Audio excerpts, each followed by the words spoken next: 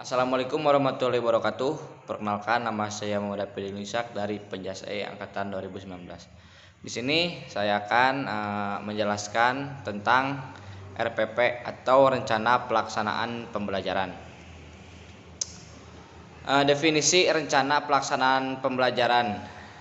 Sebelum mengajar, guru harus merencanakan dulu rencana pelaksanaan pembelajaran.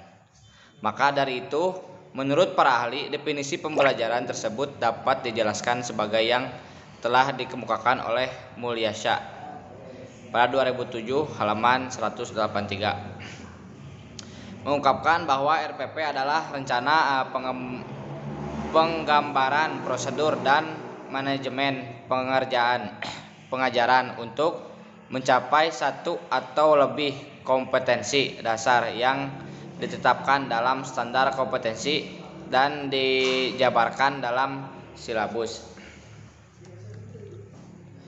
Adapun yang telah dipaparkan di atas, maka dari itu pengertian RPP yang dikemukakan oleh Kosasih pada tahun 2004 halaman 144 mengatakan bahwa RPP adalah rencana pembelajaran yang mengembangkan pengacu pada suatu KD tertentu di dalam kurikulum silabus.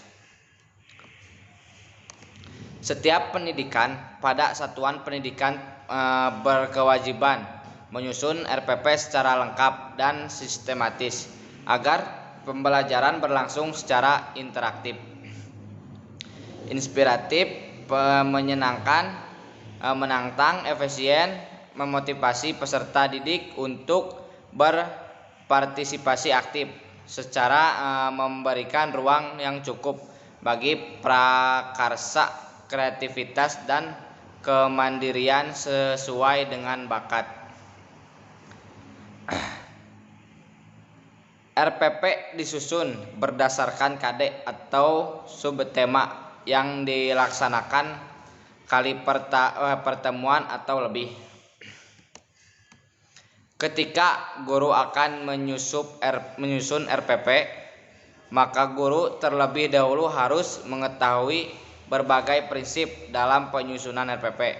Berikut adalah prinsip-prinsip penyusunan RPP dalam Permendikbud nomor 22 tahun 2016. Yang pertama, perbedaan individual peserta didik antara lain kemampuan awal, tingkat intelektual, bakat, potensi, minat, motivasi belajar, kemampuan sosial, emosi, gaya belajar, kebutuhan khusus, kecepatan belajar, latar belakang budaya, nama, nilai, dan lingkungan peserta didik.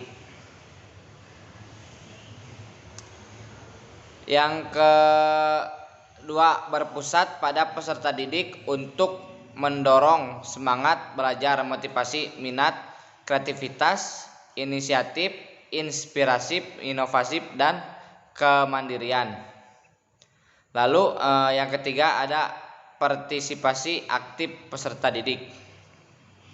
Yang keempat, pengembangan budaya membaca dan menulis yang direncanakan untuk mengembangkan kegemaran membaca, pemahaman beragam membaca, dan berekspresi dalam berbagai bentuk tulisan.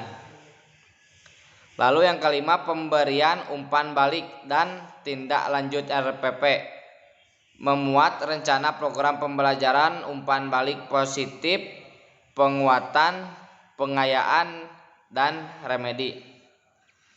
Yang keenam, penekanan pada keterkaitan dan keterpaduan antara KD, materi pembelajaran, kegiatan pembelajaran, indikator pencapaian kompetensi, penilaian, dan sumber belajar dalam satu ketuhanan pengalaman belajar.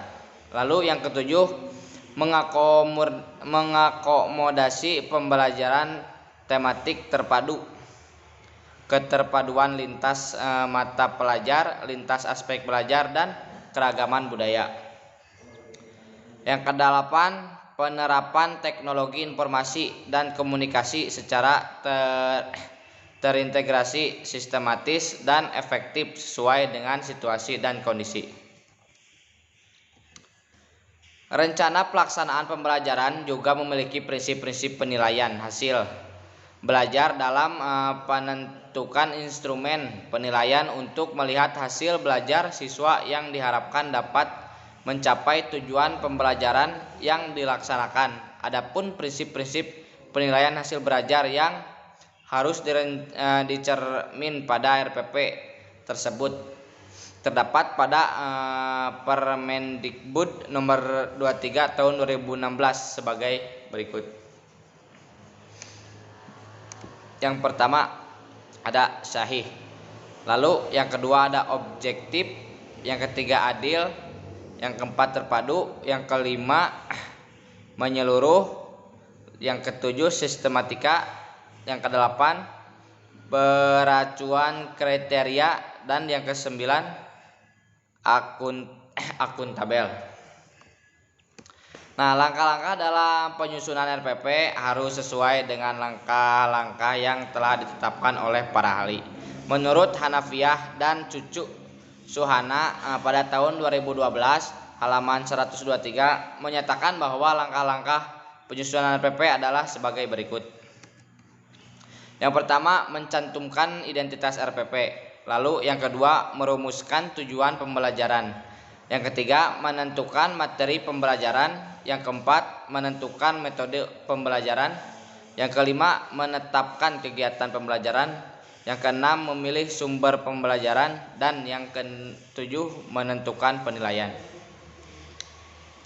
Nah, kesimpulannya, berdasarkan beberapa para ahli di atas, maka dapat disimpulkan RPP yaitu suatu rencana atau prosedur pembelajaran yang harus disusun oleh guru sebelum 16 melaksanakan suatu proses belajar mengajar demi ketercapaian proses pembelajaran yang diharapkan. Sekian presentasi dan penjelasan dari saya. Mohon maaf bila ada kesalahan. Wassalamualaikum warahmatullahi wabarakatuh.